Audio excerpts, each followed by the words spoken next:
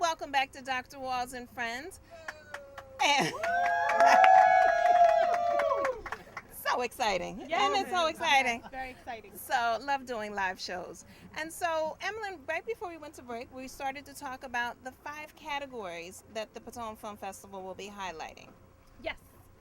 So we do have 5 categories, and they are as follows. We're accepting feature films, short films, web series, documentary, and yes, music videos. The reason why we entered, girl. Okay.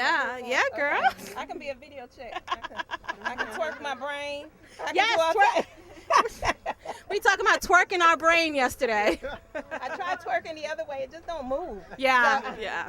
I hear if you can't see it, it's not It's going to not work. Yeah. moving. Okay. Right, So, okay.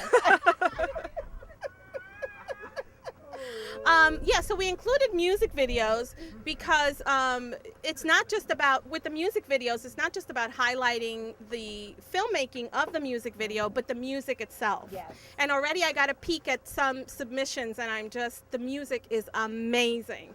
And so be Wonderful. able to provide exposure with our connections with Sony and Warner Brothers back in New York is amazing. So Yes. we're excited. Yes. And they're excited to see it. So Exactly. Now, Kendall, you are in the filmmaking industry. What are some projects that you have worked on?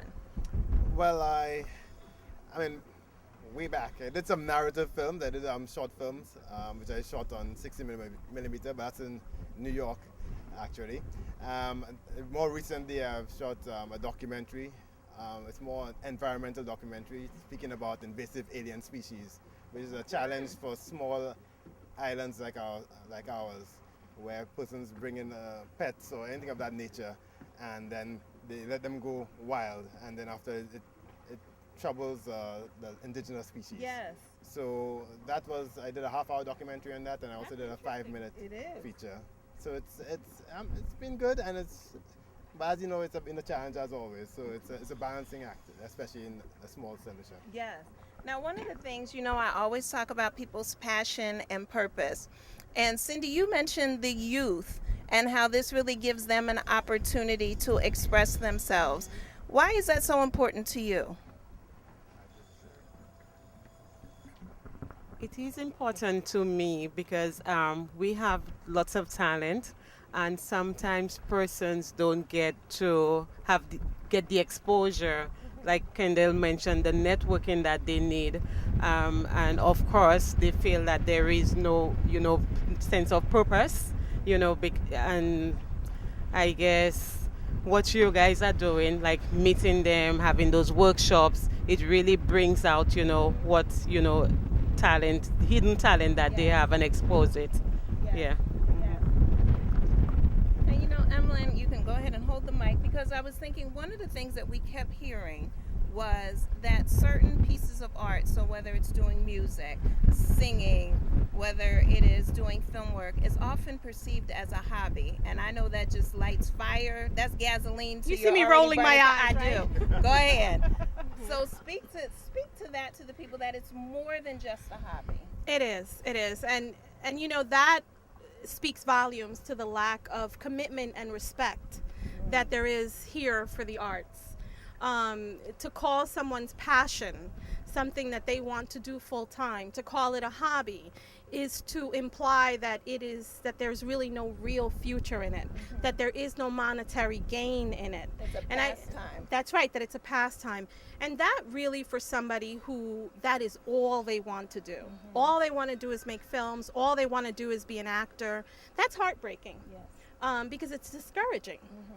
One of the things that we want to do is sort of change that. But that's going to require the people in St. Lucia supporting the arts. And what we're going to do is create ways to, or incentives rather, to get people to come out and really support the arts. We're going to do audience awards, and we're also going to put some pressure on the filmmakers, because I think a lot of them are very talented, but are very shy about talking about it because there is all of this discouraging attitude that goes around, and they're not taken seriously. Yes. We want to show them how to make, how to earn a living doing what they love, how to be able to do more of it. And that is really dear to my heart. I think it's a tragedy that people with talent and a real desire, Yes, yes. are both called desire, with a real desire to do something can never ever really fulfill that. Imagine what your life is like. So they go to college, they go to school, they major in something that they hate because they have to pay the bills.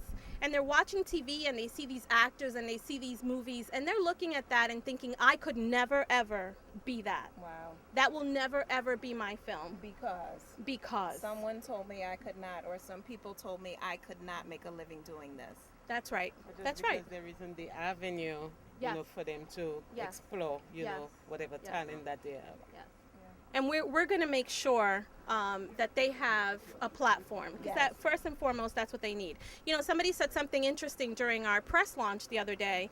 Educating the filmmakers doesn't really do much if they don't have an outlet for the work that they then create. That's right. So in talking to Colin Weeks yesterday, we're trying to figure out if we can get maybe a show where we'll be able to feature the work, where the filmmakers don't have to pay $2,000 to have their work featured. So we're really excited.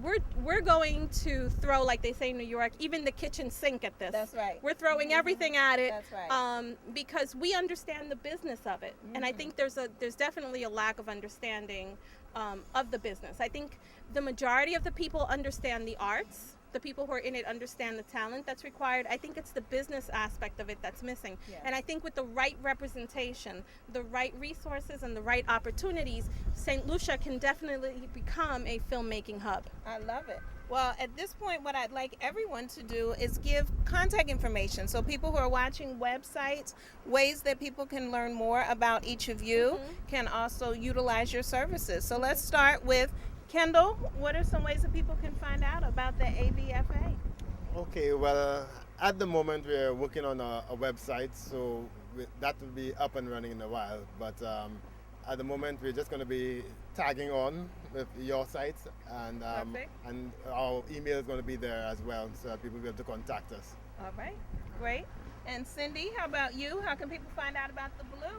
Oh, people can go online and look us up on www.harlequinblue.com. And Emily, What is that website again?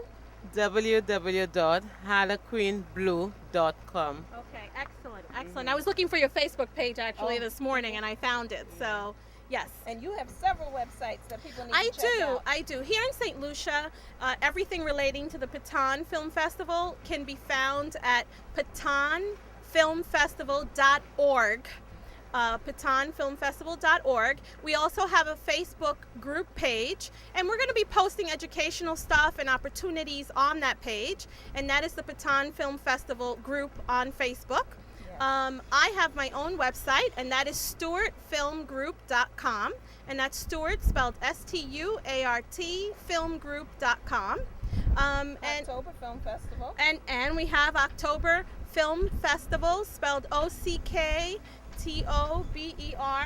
Film Festival.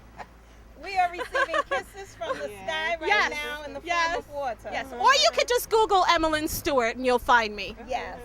And so here we are on the boat Desire. I love the rain and the rain loves me. Exactly. So I'm going to read the number of Desire. So that's 758-285-214. So if you want to ride on a boat on a non-rainy day, you can call 758-285-8214. And again, you can always go to AskDrWalls.com. That's AskDrWalls.com. There are links to the Blue. There are links to the Piton Film Festival. All right, thank you for joining us on Dr. Walls and Friends. We'll be back shortly.